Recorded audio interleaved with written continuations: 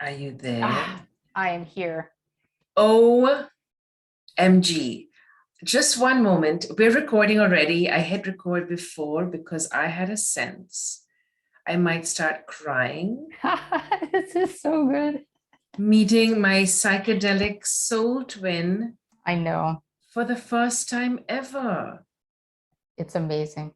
We have never seen each other and we're connected by the brain. Yep. Just for anyone watching or listening, this is Michelle. Michelle is the same person as me in a slightly different container, at which point it becomes irrelevant. We have the Exactly. same exact brain, replica brains.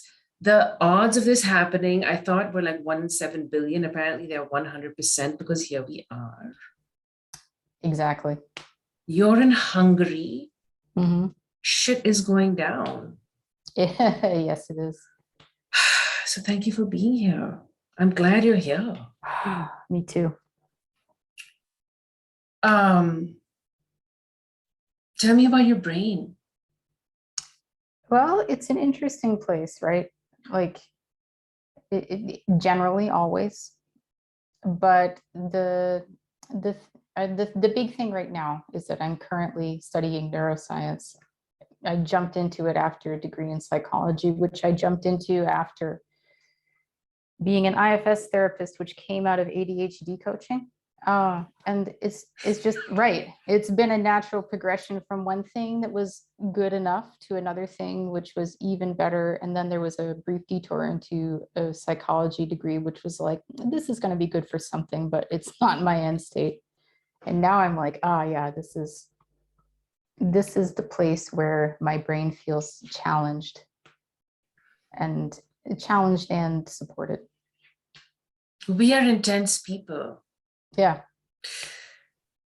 And I have my whole life until recently really struggled with the conflict, the internal conflict of that intensity and what the world outside, a large part Yeah. of the world, not all of the world. Like I'm doing my best to do better about all or nothing statements.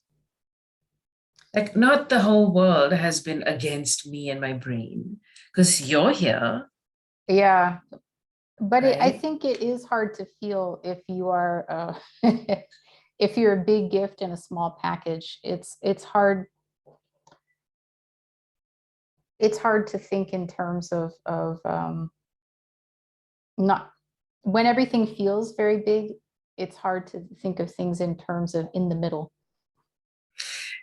I don't know in the middle very much. Right. And I'm okay with this now, right? We Yeah. are now not only okay with it, but I actually can experience myself. I can experience the gift of myself as myself now. Yes. Whereas it used to be always kind of pushing up against um, complaints or adjustments or criticisms or diminishments of this is a little too much, this is not enough, this is a little too much, this is not enough. And stepping into the space of saying, what if I decide that this is not only enough, it is exactly, amazingly, perfectly as intended in the rainforest ecosystem of the universe, which is Yeah. very diverse and it needs all the things. I have a me-shaped hole in the universe that only I can fill, as do you. I remember once, not once, he said this a lot. There was a particular Lama that I used to really enjoy going to be with in Boston. And one of the main things that he said was, what parts of yourself do you have to leave at the door in order to be part of a community? Which is Yeah. really interesting coming from him because he is a Black gay man, which is not a traditional Tibetan Buddhism Lama embodiment. So it was very meaningful coming from his Mm. particular voice. Mhm. Wow, I mean, I've been thinking a lot about presentation and identity. Mhm. Um, When it I would matters, rather, when it's a yeah, hindrance. Yeah. yeah. It never anything in, absolute good or bad terms. Yeah. That lens, it has long since left my system. It is usually a curiosity of the rainbow in between the extremes. Oh my God, I'm just noticing Yeah. the video part of this. I'm wearing a lot of color It today. I matches didn't your realize curtain. that. Yeah. Yeah, I have a lot of stuff like this, my rainbow glitter curtain. And this is a Lisa Frank dress It's from the amazing. 90s. Watch the tiger. Look at that. Oh my God. Yeah, it's It's amazing. adorable. It's a nightgown, I believe, and it has like little mesh sleeve things. My daughter found it in Perfect. Cheaper Records in Cambridge Central Square.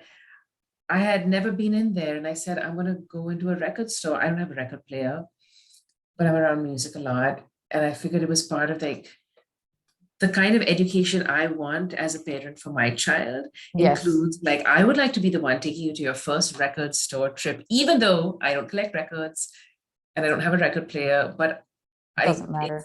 it doesn't matter. It's like part of the culture. It's a cultural trip. And then she saw this Lisa Frank baby tiger rainbow dress, and she's like, I want that. I'm like, it's too big for you. I want to. Yeah. We have fights about it. It's great. I promise to save it for her if it survives all the washes and stuff, because I wear it a ton. I wear it in performance. I wear it out on the Oh, you street. I should. wear it to school pickup. I'm a kindergarten style hero. It's fabulous. It's That's so how we fun. should all live our life, actually, I I think. show up, yeah, furry leg warmers and a Lisa Frank baby tiger rainbow neon fluorescent Yeah. nighty thing. And it's fun. It's sometimes I do it on purpose. Sometimes I just leave the house and realize halfway down the street, I'm like, oh, this is kind of how I go about the world now. Like I don't, right? And I Yeah. don't think about it as much. It's become natural. Many years ago, I had the wish, the very clear wish. When I have clear wishes, things tend to happen. It's very interesting.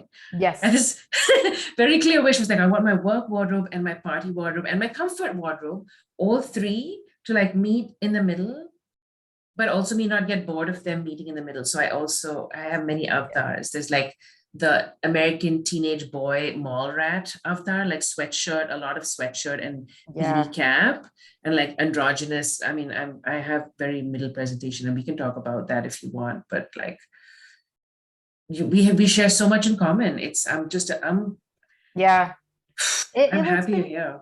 you may appreciate this. When I don't know, my gender journey has been an interesting one. But since moving to Hungary, where gender is even more complicated, I mean, people here don't actually believe in gender. They believe that there is sex and that is it. But when I moved here, I was a rape crisis counselor for a couple of years, and they required only women to hold someone's hand in the emergency room. And I'm like, okay, that's fair. I can be that for several hours a week. And then I was like, oh wait, you know what's really fun? Femme gender is so much more fun, and I really, really, really missed it. So that put me on a path of having much more fun with my appearance. And then I moved to Hungary, and I was like, well, I kind of have to pick one direction or the other in order to be legible. So I'm just going to keep enjoying it. What was your presentation when you were at the Rape Crisis Center? Um, concerned mom, you know. It was still more femme, but I had gone through a long period of more masculine and androgynous presentation. But people, like, it was a lot of college age women, and I think that a nice slightly femme mom energy was what people felt the most comfortable with. So I was like, okay, I can do that. Hmm. I've been thinking a lot about power and comfort and how Yeah. I have spent a lot of my life, as many of us have probably done, catering to the comfort of others without my express knowledge or consent, nor theirs. Like they haven't Yes. requested it, but it has been expected. I haven't agreed to it, but I'm doing it anyways. And then it creeps up on me. And I'm like, what? Who? Where did I sign on the dotted line? No Why one do I wanted feel it. so spiky? Exactly. Right. And like the point at which I've had these realizations many times. I'm like, I feel pissed off that I did this, but not only did no one request it, no one wanted it. And everyone is happier when you step out of the box you jammed yourself into generally. Well, so this is the interesting part. I would like to think so. I'm experiencing a mix. And I Mm-hmm. think this is why it is difficult for um, people like me slash us slash them slash whoever um, to step out of the box in the first place. Yeah. I know for someone like me, like I check all the boxes of like an HR manager. I'm an HR manager's dream. If I ever wanted to get a regular job, which I think I've been avoiding. I mean, I've been avoiding successfully for a very long time. It may happen someday. I don't know what that would be. I might put a poll out to people like, what if I had to get a regular job? What would that job be? Like, I'm curious what people Yeah. would think. I can't see it at all. I'm like, I'm very imaginative and I cannot imagine. I'm having a hard time imagining that. So anyway, so I checked so many boxes and the thought is, I see now why it's hard for a lot of people to even recognize that they are closing themselves off to things. Like that awareness Yeah. it's not there from the beginning. It feels kind of like, I don't know how else to be, when you hear about, oh, just be yourself, be your authentic self, and all this vomity stuff, which makes me kind of nauseous. It's like, you don't know You have to what you start don't somewhere. know. Yeah. So Yeah. you're fine. Like whoever's listening, however you are right now, is fine. It's great. It's fine. And then when you start finding the bumps, that's the exciting part, right? It's like, oh, I feel a shape here. I feel a boundary Yeah. here, right? Which can present as depression, anxiety, panic attacks, Yeah. relationship conflict, right? Freeze responses, fawn responses, a constant cycle of relationships that look different on the outside, but then you find the thread and you are Yeah. holding that thread, right? So then you find, oh, I didn't know how suffocated I was feeling. How might I create some more space for myself? Not everyone is responding this is part of the work though for me, is to do Yeah. it and then see the discomfort of the others, the thing that I've been trying to mitigate. When I stop mitigating it, it becomes evident. Yes. Oh my God. Yeah, right. Like I have had a similar struggle, and it took me a lot of years to realize that managing other people's feelings is a colossal boundary violation, which I shouldn't have been doing. Mhm. Yeah, yeah. And how did that realization come for you? Because I'm in the midst of it right now. I'm like, the levels at which I have participated in my Hmm. own erasure, silencing, Yeah. diminishment. I'm like, I feel like I am going through, since you're a rape crisis counselor background person, it feels as though I am discovering myself as a participant in my own rape and abuse. And it I is think it is right. Well, yeah, I mean, it is a violent icky. act. It is a violent act to, well, I mean, it's a lot of things, right? Like for me, not trusting the people around me to be able to manage their own feelings was because of violence in my own past, right? Because when I was young, the people around me could not manage their own feelings. And it was the job of little me to do it. Mhm. And then that was, of course, the way that these parts of me stayed safe far Mhm. into adulthood. But because it was such a survival oriented thing, it was not possible to see because it was just front and center, Mhm. swinging into action all the time. So it took a long time for me to be able to see it. It took well, actually, it took a family crisis and my mother moving in with us briefly for cancer treatment before I was able to start seeing, oh, I don't, not only does this feel bad, but it's unnecessary and unkind. Mhm.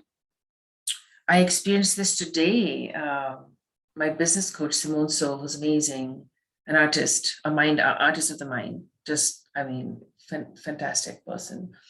Very intelligent, very sophisticated, complex thinking, intense, expressive, very skilled, highly skilled. Anyways, I can sing her praise forever.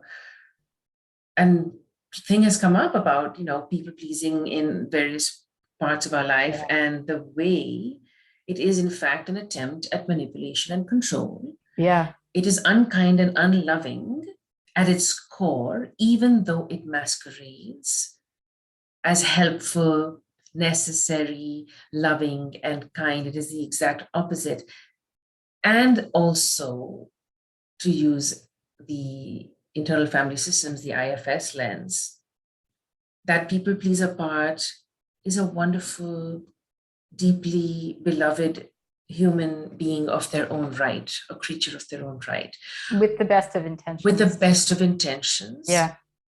Who's extremely skilled learner of lessons early on, and has learned this lesson very early on, that is protective in nature. It's a survival skill. Right.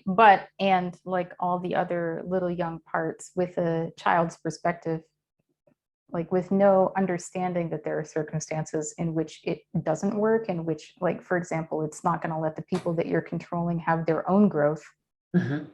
But as a small child trying to survive, that's just not clear. So it just forms fully into this part that just steps in and makes it happen.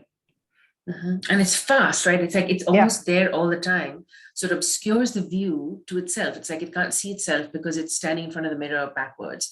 I don't know how to talk about it, but it's basically that. It's like right in front of the mirror, but it's facing the wrong way.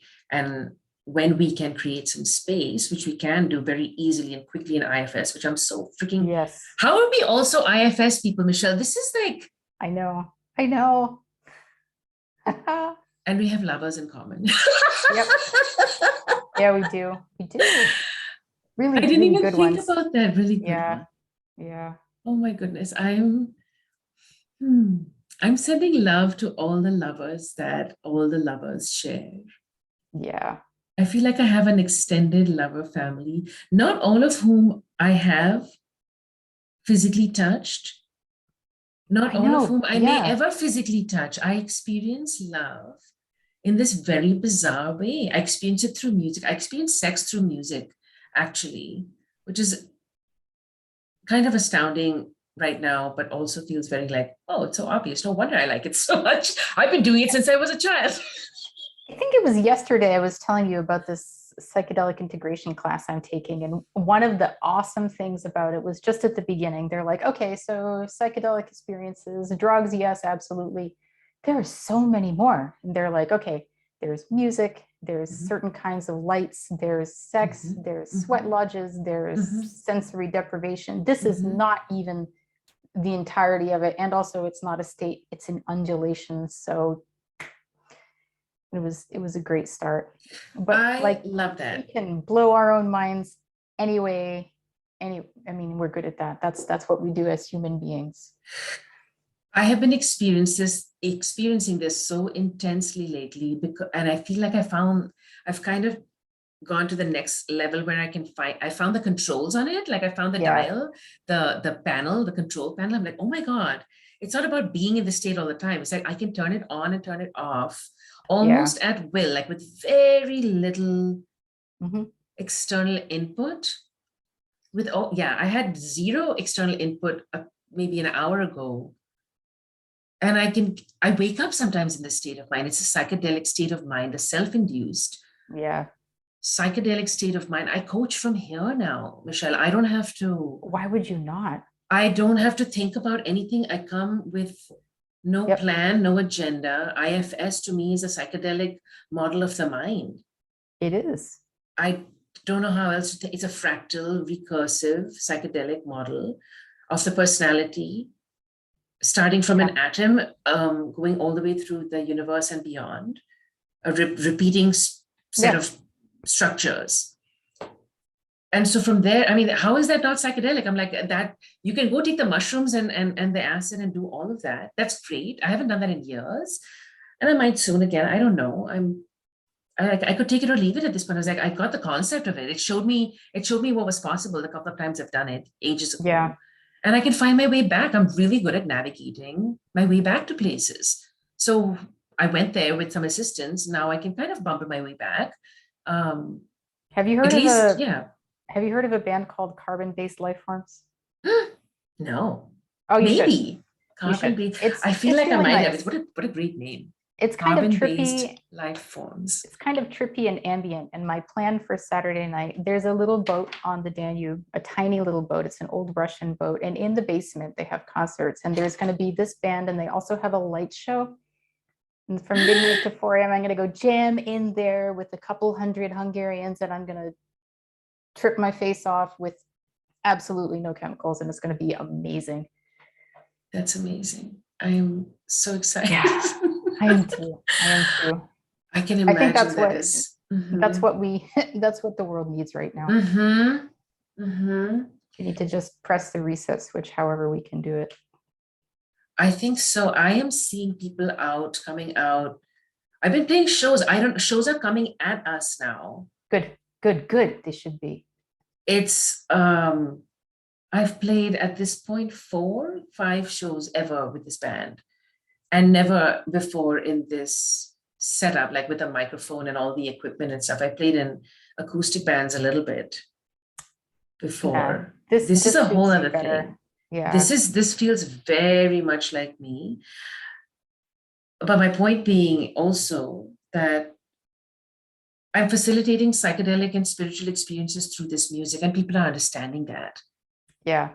Because the way I experience it, I allow myself to fully experience it in the moment on stage, and whatever is coming out comes out. It's very like it's in some kind of, it feels shamanic, embodied kind of stuff. Yeah. Comes out of me. Different languages come out of me. Completely different accents come out of me. Right? It's like a part. To me, it's like this is kind of. Actually, you'll have an interesting take on this. Like the IFS point of view. Like this is parts of me that are getting fully manifested and displayed. Like you can see and experience multiple personalities through this vessel. Very intentionally so. Like I am doing it on purpose. Like I would like you to meet this part, and then this part has a whole thing, a whole full-fledged personality. I mean, we all have it, is the thing. It's just that so many of us don't ever. Well, I think it's threatening for a lot of people to think that we all contain these multitudes, but we do, and they're awesome, without exception, completely awesome, in the sense of the word awe. Yeah, I experience those parts of me with awe. Yes. Which to me, it's beyond, I don't know, calling it self-love feels very, it doesn't have the depth and intensity and power in which I experience the awe of myself, capital S, observing all these explosion of different aspects of me, like in front of me, recorded, videoed, available, interacting, talking with people, creating art, connecting like this, creating stuff like this, everything here I can experience as a manifestation of my mind, as a very grounded science person seeing that. Yeah, no, I'm right there with you. I know. Yeah. I'm so excited about your boat party, in a Russian boat too, and this time. This is a lot of complex emotional territory right now you're in. It is. And I think one of the more interesting pieces of Hungarian history as it relates to the conflict in Ukraine, which is a neighbor, is that in 1956, there was a revolution of the Hungarians against the Soviet government that was more or less in charge of the country post-World War II. And it didn't succeed exactly, although the Hungarians got pretty far, and they asked for help from the United States, and the United States was like, nah, maybe this sounds familiar to you. They're like, we don't really want to start a nuclear war, so you do what you can. And now we find ourselves in Hungary in the situation of being the Western neighbor in a very similar situation. It's wild to think that Hungary is the Western neighbor of anything. But it turns out, yes. So it's like history repeats itself with a slightly different tinge. Mhm. It's the recursive model again. Yeah, it is. Mhm. Yeah. Just like, right, there's always a little twist and a little twist. That's how the spiral goes. Until you turn into it, it's going to keep coming back. Yeah. Yeah. What's it like on the ground there? It's so Budapest, Hungary is small. It's like the size of Massachusetts. I guess maybe about the same size physically and also in terms of population. Mhm. Budapest is about 2 million people, which is ultimately not that big, but it's big enough. And the Hungarians as a rule are generally pretty homogenous looking. The language is very homogenous. And all of a sudden in the last 2 weeks, suddenly there are people who look different. There are people who speak different languages. There are Ukrainians. There are people from Africa and India. There were a ton of African and Indian students in Ukraine that had to get out. And that was a huge shock, and the influx was stunning. And there are a couple different routes I take to go to the university, and there's one I take that goes to one of the main train stations. And every time I go, number one, the announcements, they have always been in Hungarian, English, sometimes German, now also Russian, which, as you can imagine from the little bit you heard about Hungarian history, just is jarring. And there are families like the ones that came to stay with us, right? Like there are people, there are some adults, there are some children, they have a little pet carrier, everyone has one backpack, that's all they could take. And they're clustered outside the doors of the trains trying to get on, panic in their voices. Like it's suddenly the city has changed, but it's not just the city, right? It's because something big is happening so close. The wave, I mean, it's a Yes. big wave. You're in the first wave. Oh, yes, Poland has gotten 1.5 million people. Hungary has the dubious distinction of second place with about 200,000 by now. And it's not stopping. It's not even slowing. Mhm. So on the one hand, that's good. On the other hand, it's overwhelming. Mhm. It not overwhelming in terms of like there's not enough to take care of these people. It's overwhelming in terms of even just a few people losing their home is hard for my heart to handle, but several million people is like,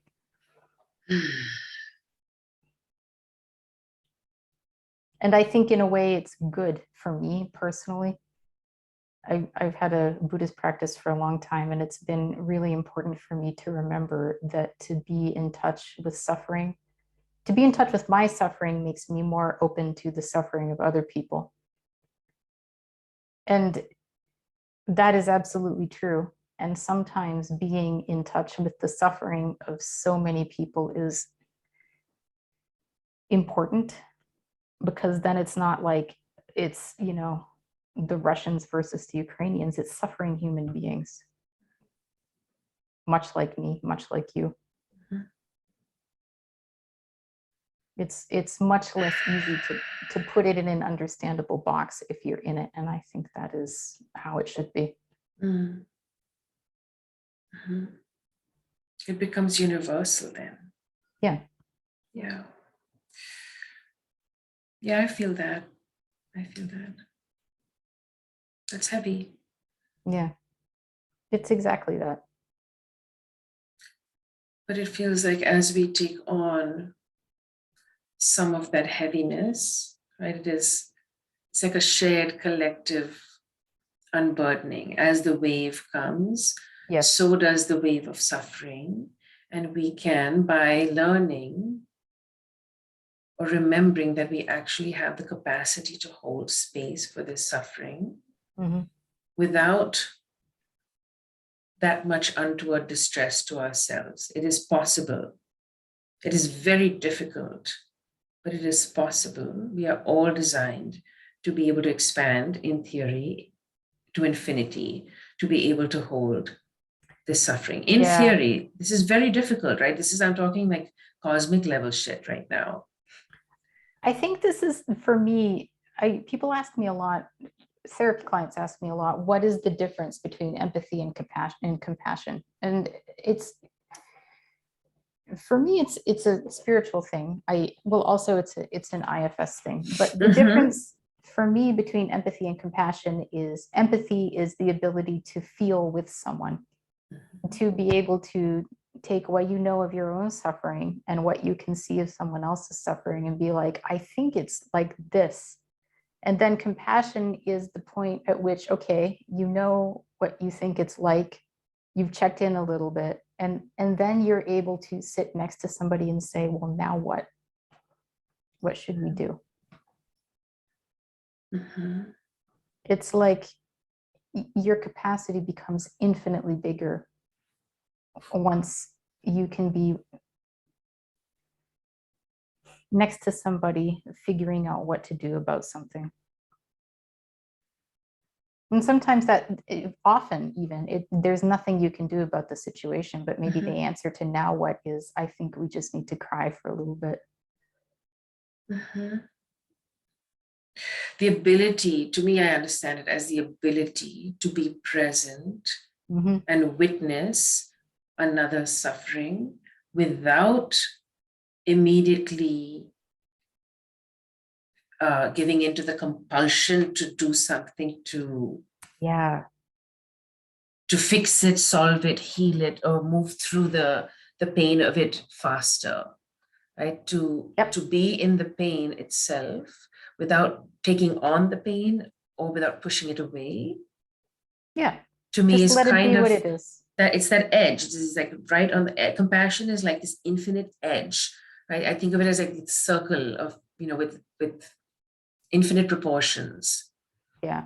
that can expand and hold. And it is, it sounds very kind of stratospheric to talk about it like this, so conceptually, which is why I feel like the Yeah. experience of it really like hits it home. And I've had the experience of just tasting and seeing, kind of a little sliver, fraction, a little twinkle, a little glimmer of that edge. And that's all one needs. It's like these rainbow curtains. You just say, oh, I sense that it is there now. Like my body trusts that it exists. Yeah.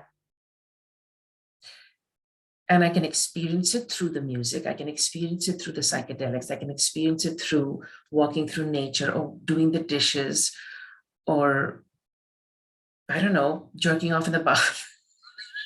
That's an important spiritual practice. I'm just going Let's to be name real. it. Yeah. Yeah. I think Yeah. the most important thing I learned from IFS is actually a really good therapist technique where the first thing you do when you try to get someone to get cozy with one of their parts is to say, how do you feel toward that part? Mhm. And if the answer is anything but, I'm looking at my list right now, calm, curious, compassionate, confident, courageous, clear, connected, or creative, then you can say, thank that part and get it to move aside. And then all you have left is that place in you where you can feel that, where you have space, where you have patience, where you have capacity, and where nothing is going to overwhelm you. Yeah. It's interesting because I have been in rooms now a lot with traditional therapists. As one of the only, if not the only coach, definitely frequently the only Yeah. coach, female identified or raised coach of color, queer, like all the Oh, boxes. for I'm like, sure. oh, Yeah. I there's nobody else like me in these rooms, but I'm learning a lot. And you don't have to unlearn what they have worked so hard to learn. You are in That's a what I'm much better place. realizing. Yeah. That's what I was coming to. I'm like, because I came in with all this coach shame, right? Of not Yeah. being like, coach is like a second rate therapist, is kind of what I went in Yeah, I thinking. understand And that. very quickly, right? A lot of people carry that, I'm not certified in this and certified in that. I have fucking no certifications in anything. And I'm an expert in lots of shit. Like, I don't know, expert is not the word that feels right. Like I'm obsessive about my self-education. I'm very detail oriented and kind of the intensity comes in great use in this. I Yeah. can learn very fast and I'm a conceptual learner. So I can read one sentence in a book and kind of like, I fill in the blanks. I'm like, okay, I got the book. I don't read books Yeah. anymore. I look at the chapter, the table of contents, and I flip through and like kind of pick randomly. And I was like, I got enough. I understand the whole thing Yeah. like in a second. And like, this is efficient. But I understood that there's a lot of therapists who have a lot of unlearning to do.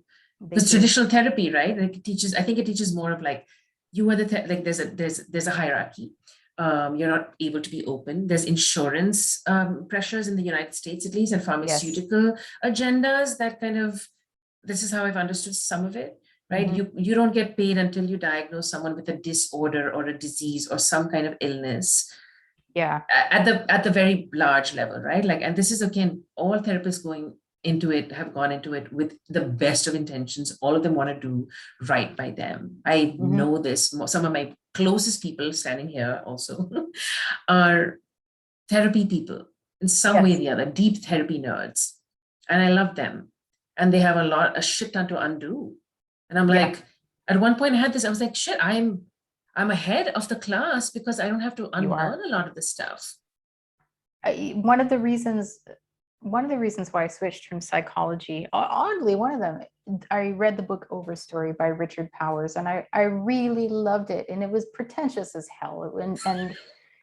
But it just tied together a lot of different areas of human experience, of botanical experience. And he kind of poked and prodded a little bit and made fun of psychologists. And I was like, oh, it's really interesting.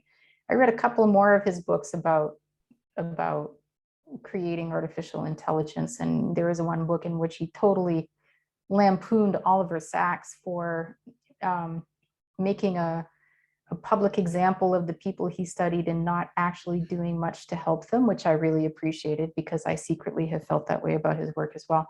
And Is then this with the hat? yeah, There's a man with the hat or the woman with the missing hat or yes, something, that's right? right. I found Yeah, that in a used book thing somewhere for $1, I remember, and it's with my ex. He never read it. He would never read such a thing. I don't know why I gave it to him. I only give him things that I like and then I take them back. yeah, Art books and psychology books. I'm like, this is not someone yeah, who's interested in any of this. It's for me. All the gifts I give are for me anyways. I'm going to get them back.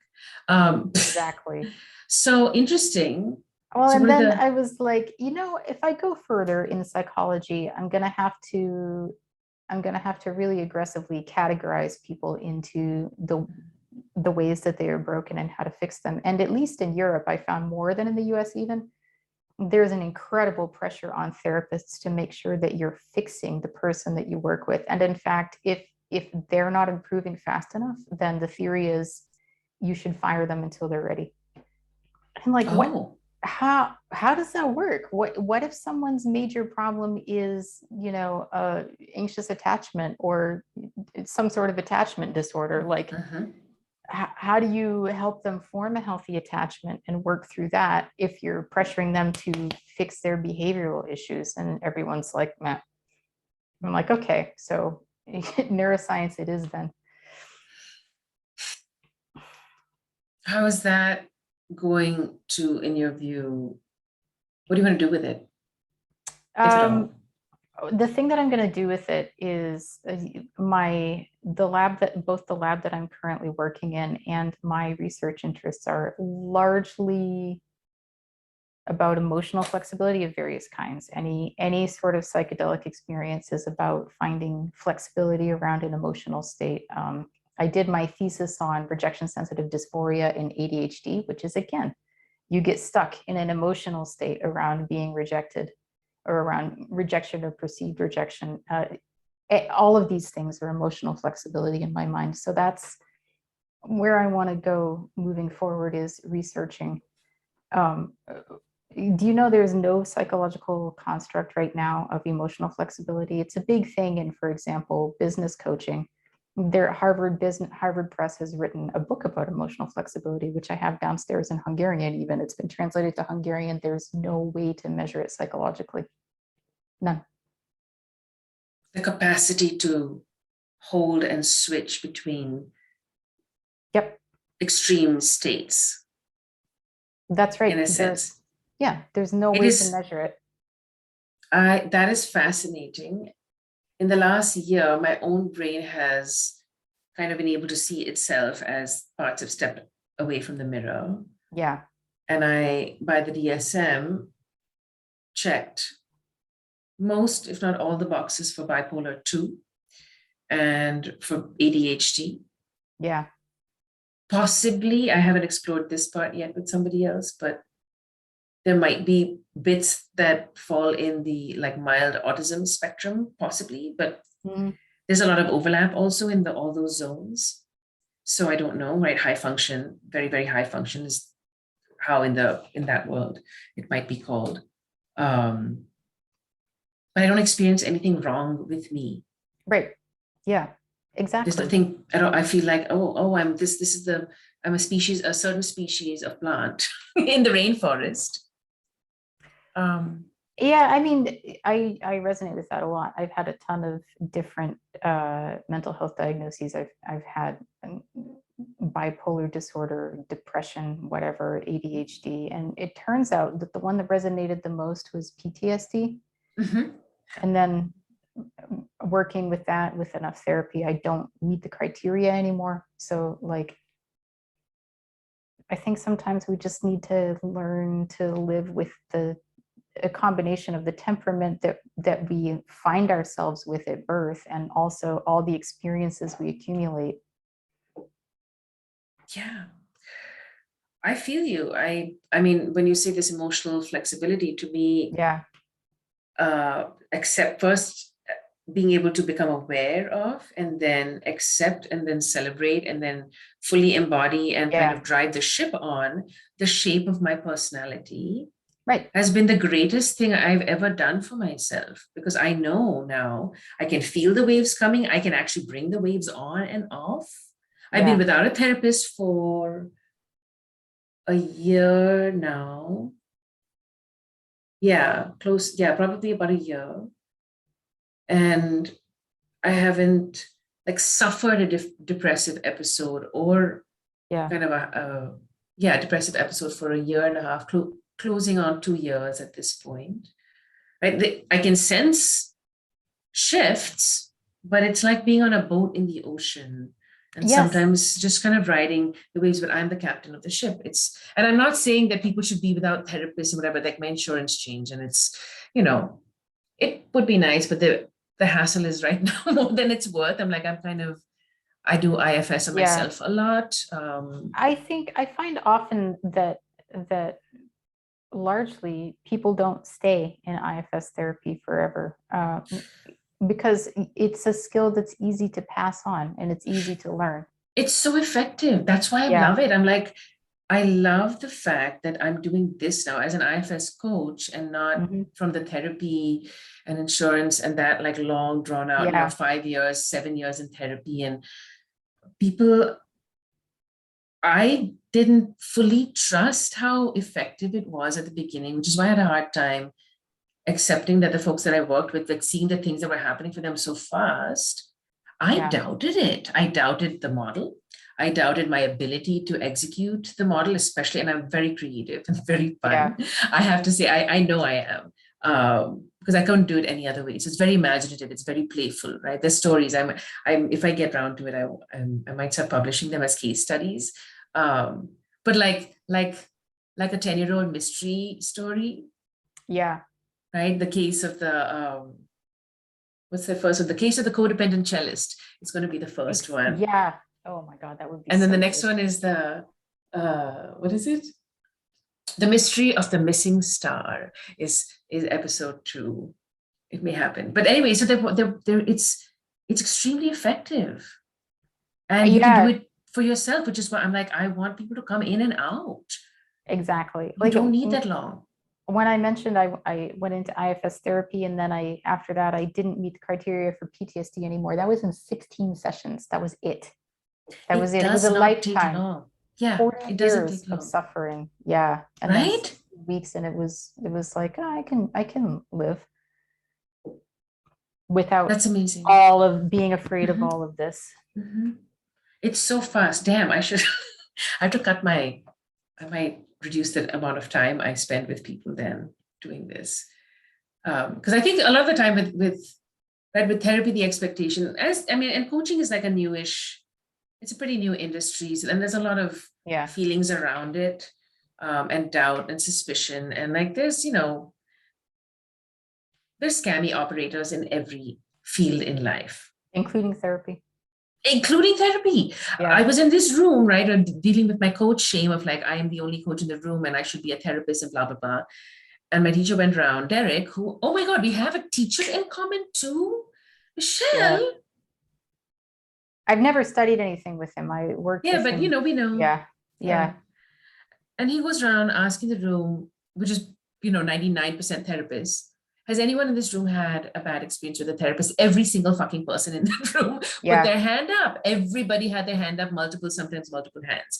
Everyone has had a bad therapist experience, especially including the therapists themselves. And that is their number one fear, is like, I don't want to be that person.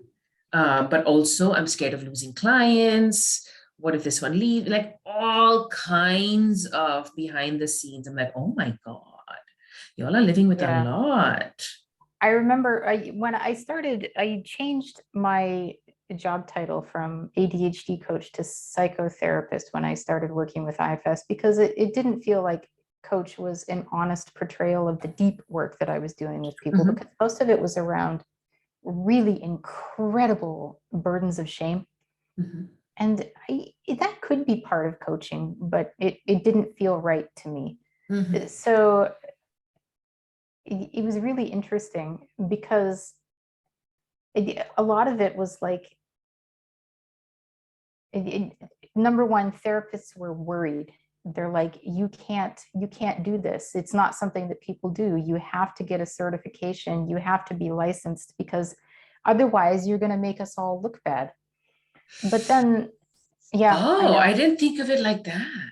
But then the other thing was, I realized that the reason I hadn't pursued therapy at a point when I was heading down the coach path is, number one, because I had never been to college, but also because the burden that goes with therapists, I think, in the cultural psyche, is that therapists are responsible for their clients. But I think that IFS in particular relieved me of that, because it's been clear to me that it is my job to facilitate someone's process, but it is not my process. It is their process. All I can do is hold the space and give them the tools. And ultimately, it's not my work at all. No, I don't experience it like that either. There's a skill in the facilitation, and I'm really into honing that skill in the listening, in the asking of the questions, in the holding of the story. I find the most work that I do is getting my own parts to stand down when I'm triggered by something my client is experiencing or saying. Like, okay, I hear you. Let 30 minutes, we'll get back to it. Yeah, right. So it's the constant inside. Right, you're doing this and you're doing this, sort of, going around on the inside and then and outside, back and forth simultaneously. It's like driving somebody and having a conversation with them. And you're taking them and you're showing them some sights and some, there's no real destination. You're just out for a drive and a chat. And they have a sense of movement. They have a sense of agency. They have a sense of their own authority and ability to speak up and recognize things and practice having conversations, negotiations within themselves. Exactly. Like, let's turn here, let's not go there. It should be, I think, only therapist / coach led, as much as it needs to be, to keep people from avoiding the material that they say they don't want to avoid. And for some reason, for me, the kink lens and the IFS lens and the creative lens, like I'm making some funny shape now with 3 or 4 things, and the neurobiology, psychotherapy, kink, IFS, and like creative expression, expressive arts. There's some Venn diagram that's complicated, or maybe it just looks like a flower. But I'm like kind of in the middle of that, and like the right? There's like an intensity and a high sensitivity and a queerness somewhere in the middle, where this is like a dom sub kind of relationship in which the sub is completely in charge. Well, it's multi-directional, honestly. The I power, mean, yes, it is both ways. It is a I find, non-hierarchical yeah, dom sub relationship. This is what it is. It's a non-hierarchical dom sub exchange. I remember being at a conference once where my partner was speaking. It was a conference on sex work at Boston School of Public Health, and someone had the balls to stand up on the stage and say, don't you think that therapy could be a kind of sex work in which people are paying you for your time and attention? And I was like, finally, somebody said it. I was thinking this yesterday. I'm like, I'm basically a sex worker specializing in mind blow.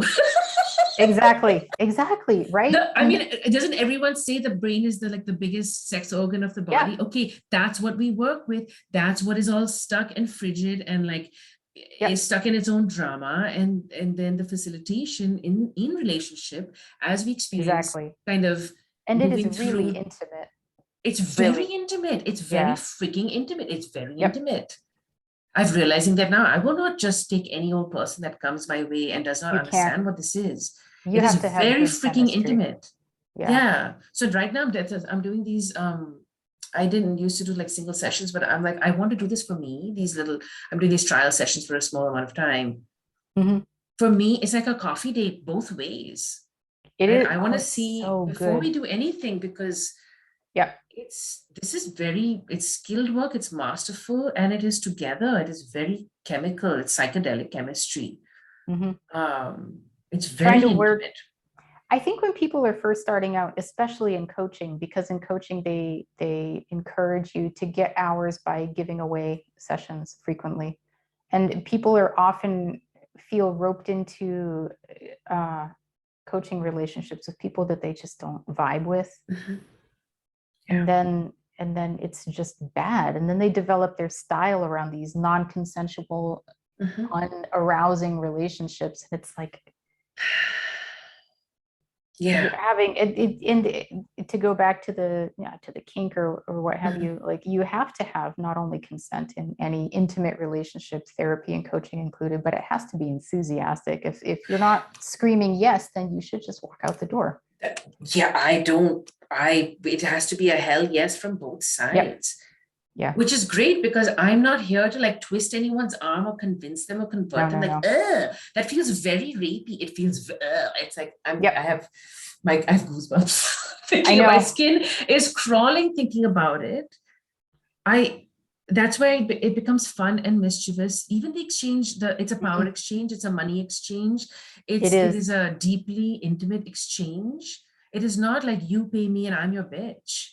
I want to put this out there because I think it needs more airtime. People often say to me, usually in the beginning of working together, usually if they have a lot of attachment injuries, they'll say, the only reason you listen to me is because I pay you. And I'm like, no, honey, the reason you pay me is because I care about you. And that makes me able to put this down when we hang up. Mm-hmm. That is our boundary. Mm-hmm. The boundaries are becoming increasingly, rapidly evident to me as an essential part of the work, right? You come to me, I will hold the line of the money. I will hold the line of the time. I will hold the line of the consent and the mutual agreement. Mm-hmm. That's why you've come here, because you're bleeding out with no boundaries out there in the world with your attachment issues and the codependency and the insecurity and the inability, right? You're disempowered in the world. Not your fault. You've learned to be like this, right? Yeah. That's why you're here now. You're like, I'm ready to try and have a different experience of myself. What if we could reconceptualize coaching or therapy or both as play, by which I mean the work of children, right? By which I mean trying on new ways of being in the world and just feeling uninhibited about it and having a good time and, like, falling and scraping our knees and whatever. Like, what if we could do that? I think that would be so much more fun for all of us. That is my style. Yeah. That's how I I can't imagine doing it any other way. People come, I give very fun homework. For the ones who Yeah. like homework, I can recognize the ones who like homework. Not everybody Yes. does, Yeah. right? This is where like I'm a good dom. I was like, I can see what you like. I can give permission and create the Exactly. thing that it's coming from me, right? You just want the excuse. I will be your excuse for all the Exactly. mischief you want to try in your life. That's juicy mischief. That's empowering mischief, Yeah. right? That gets you to start having agency and control and a say and like participate in your own life. And you try it out here. It's Yeah. an experimental, so it's safe. You try it out here, and then we're going to send you on little missions into the world. Like just take a little paint and put it on the wall. Don't tell Exactly. anyone, and then see what happens for you. Like, oh my god, I broke a rule. Like, it's very exciting. That thrill is so delicious. Exactly, Hmm. exactly. And nothing burns down and No. you have a juicy little secret and you have a spring in your step. So do it It's again. this the secret part is part of it too. That's why I like it. Yep. I'm like, this is very intimate. This is very private. Like you come to me with your secret Yeah. desires, right? All that resentment. Here's what I worked out the other day. Resentment, underneath resentment. Let me see if I can remember this. Underneath resentment is a wish for power. Yeah. Underneath something else is a wish for control. Yeah. The people pleasing, there's like some wish for control Hmm. and boundaries. Like there's a Yeah. wish for these things. There's the inexperience of having, like, one has an experience how one can create that for oneself. You're not permitted Hmm. to do that, or you don't know how. And so you get to practice, like, what would that feel like? And it feels great, Yeah. but It it does. feels new. And you're not even sure if you're allowed to have those feelings And about yeah, yourself. and I think for people pleasers, it can often be shocking and really destabilizing for somebody to say, no, that's not your job. I can take care of myself. But then when the room stops spinning, it's like, oh my God, what can I do with all this energy I just reclaimed? Yes. It's life Yeah. changing. It is life change. It is rapid, deep, life-changing work. It's nothing short of Hmm. that. I'm seeing it in front of me. I'm like, shit is shifting in like 1 and 2 sessions, like a couple of Yeah. hours. Yep. And there's no magic involved. There's no drugs involved. We can get into this. Is, I think, me being more intentional about being able to induce this psychedelic state of mind, as I keep saying it is contagious. So I can bring someone else into it through Yeah. Zoom, like in the middle of Yeah. the day. Then they can go pick up their kids like an hour later from school. Like there's no Exactly. hangover. It doesn't sit in your spine, and you don't have the Tuesday drop in serotonin after you've partied over the weekend, and none of that happens. Yeah. Oh my God, I get so excited. I have like this, my super I nerd agree. IFS coach part is like, ah! I totally agree. I Yeah. love it so much. It's so fun. And I don't feel drained after it. So I can do this like over and over and over. I have an incredible capacity for it, as I know you do, because we're the same. It's We're the kind of same exact amazing.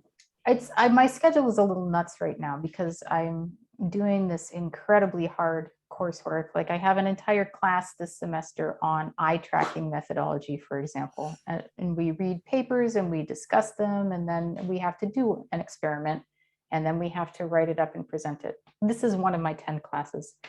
So I do that, and then I have like 20 hours of reading and writing and presentation creation to do per week. And then at the end of all of that, I usually have like 1 or 2 clients in the evening, and I come into my office and I'm like, oh, and then I'm like, but wait, I always feel so great when I'm done. And I do. I spend an hour with somebody, and then I'm like, that was just so good.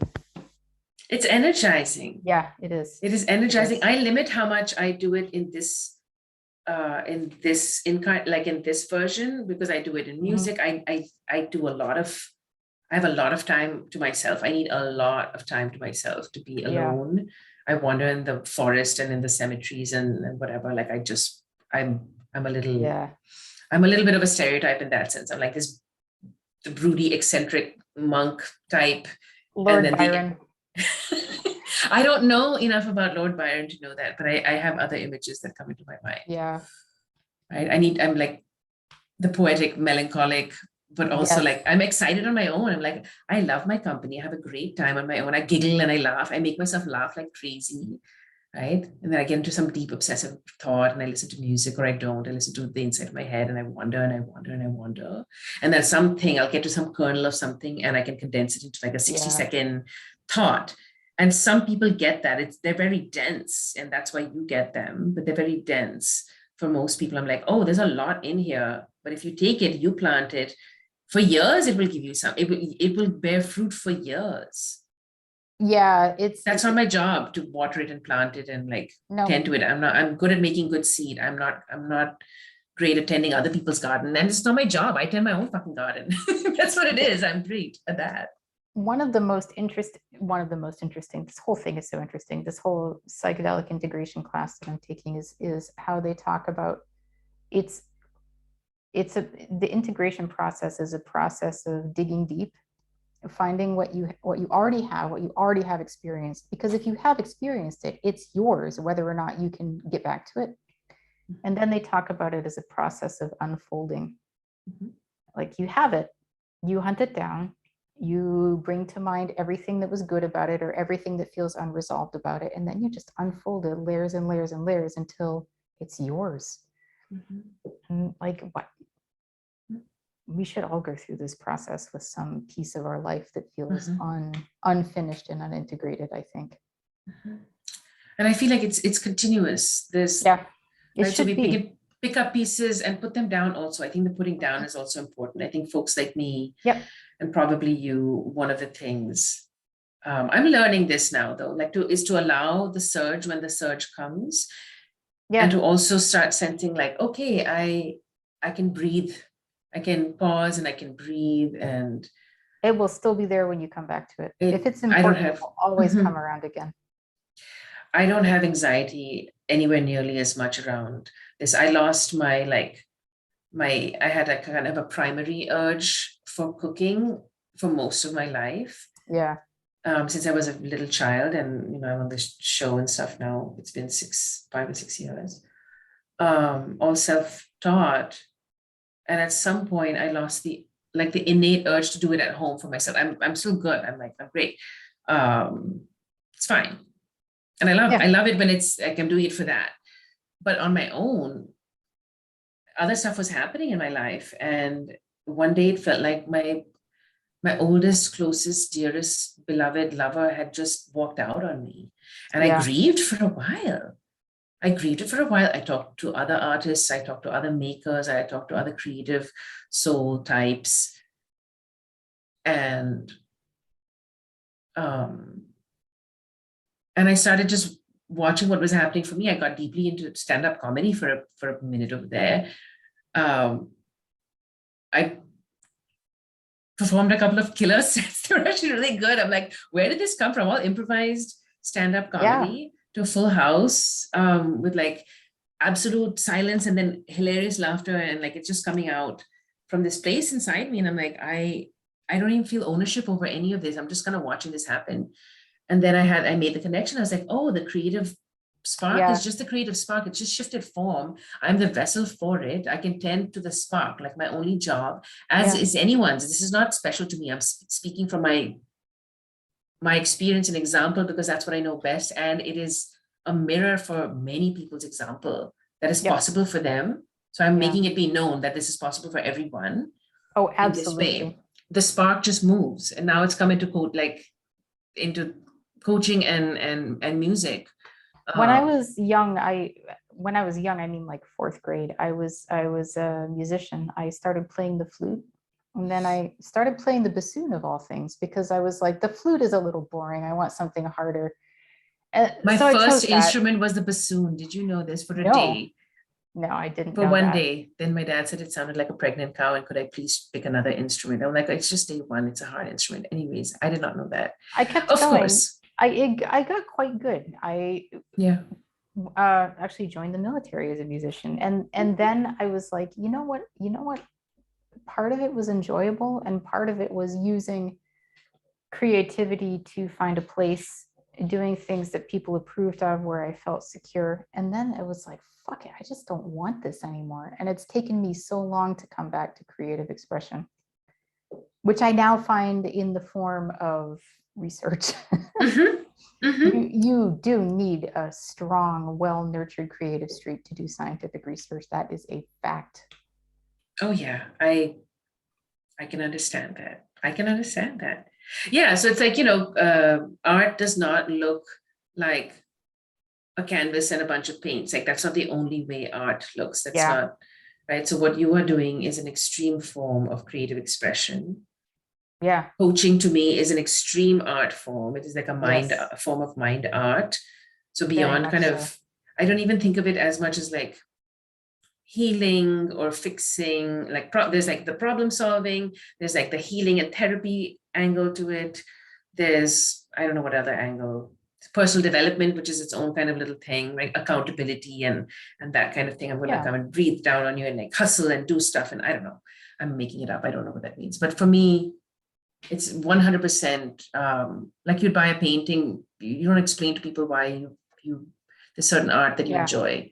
It's an experience that is valuable to certain people for the kind of yeah, life that they want to lead. And I'm one of them. And there's others like me. And that's all I really care about now, like yeah, being an artist in every facet of my life.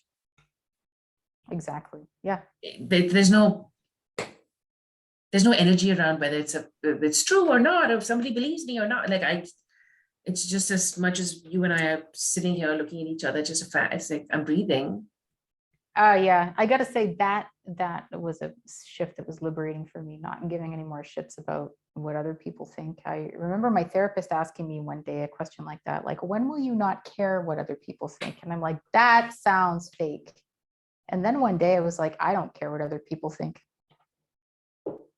at all. And it was great.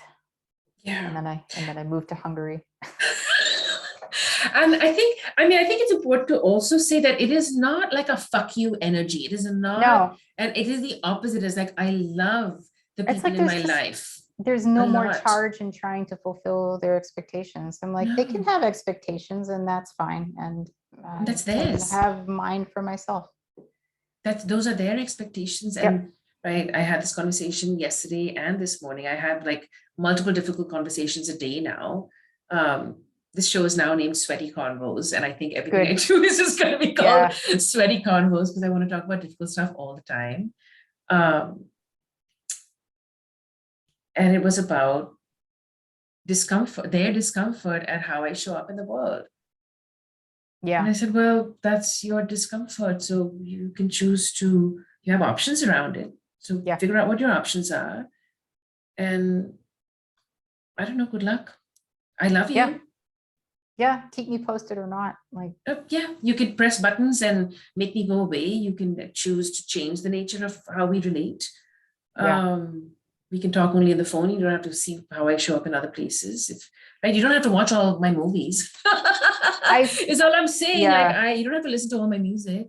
You One of the don't things have to. that I keep telling my clients over and over again until they get it is that the advanced boundary sentences, I cannot be around you if you don't treat me the way I need to be treated. And it's actually that simple. And they're like, so you're suggesting I abandon? Like, no, no, no. We'll come back to it in 3 months. Don't worry. Mhm. Yeah, But yeah, we always have that choice. we have that.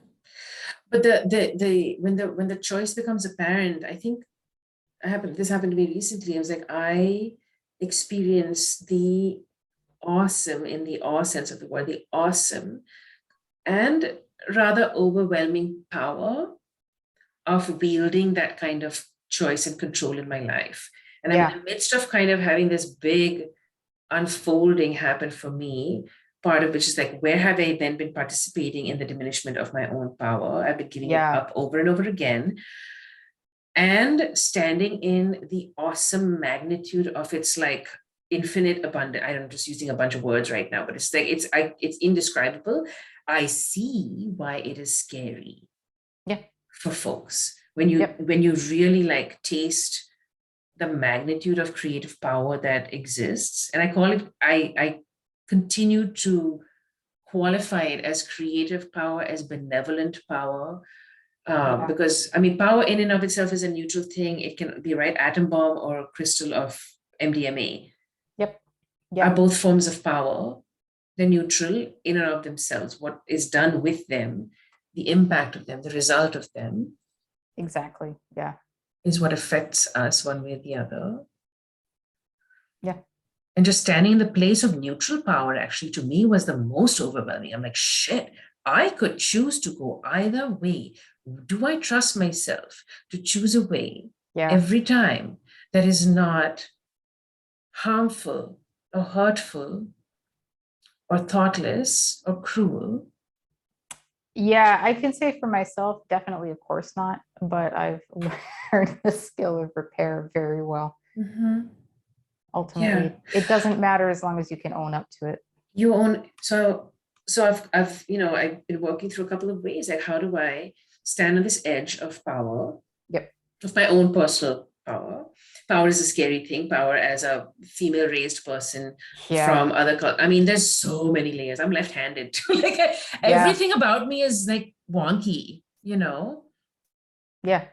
and I have very dark fantasies. I enjoy a lot of dark emotions that scares people. The intensity of my being scares people, right?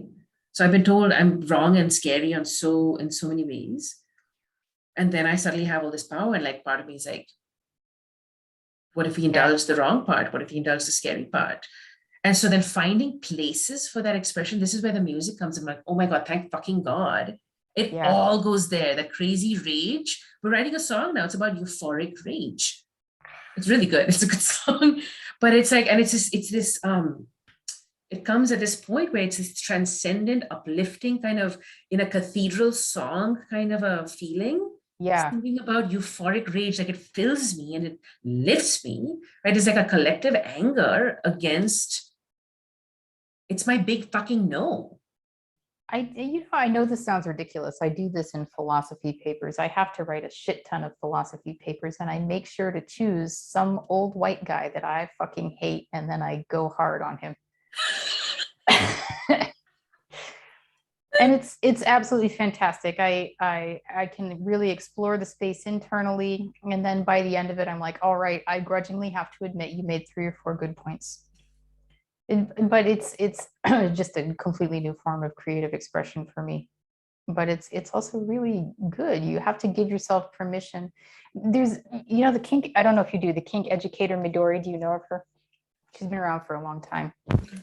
But she talks a lot about shadow work, and she says if you don't let your shadow off the chain, it's gonna get off the chain. You got to feed it. You got to take care of it. You got to love it and get to know it.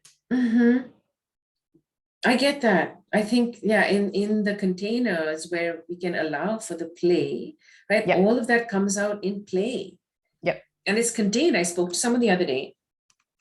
I've never met this person, but some group in common, raised with religious, I think traditional Catholic or Christian, I don't know much the difference, but like religious shame, let's just say, like, so there's like that religion trauma upbringing, and now is having a difficult time with sex and dating, especially feelings of like extreme low self-worth to the point of like fantasizing about humiliating, terrifying, like being abandoned, left for dead in the desert, in the blah, like whatever, just imagine something. And in a short exchange, I said, well, this is not a problem in and of itself. If you want, these things can be expressed, you can be the author of the whole script of it if you wish.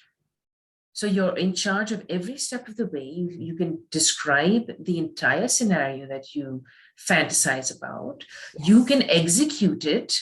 It can be overseen by me or anybody else of your choosing and participated in as such, with boundaries that are defined by you, safe words that are defined by us to get agreed upon. So it's all consensual. It is all agreed. Your entire dark, scary, traumatic, terrifying fantasy can be lived out in a safe place consciously. So it's not dreamland and you're waking up from a nightmare.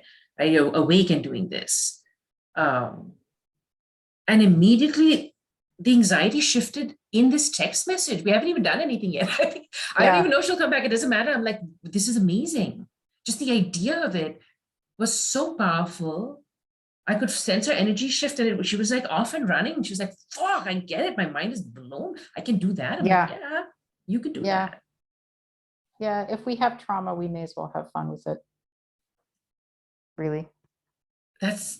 Isn't that so mind-blowing? It always, Yeah. yeah, the stereotype, I'm thinking like, Woody Allen stereotype of like, it's like therapy, going to your shrink, and it's like sitting on that dusty sofa in that closed windowed office for Yeah. years and years, and just like nobody's really listening, and you're just droning on, and nothing actually changes, and your life is still kind of a garbage hellfire. Or you can do some fun things and then see how you feel on the Yeah. other side. And honestly, maybe that is fun for Woody Allen, just like creative It expression for could you is be. what you do. Yeah.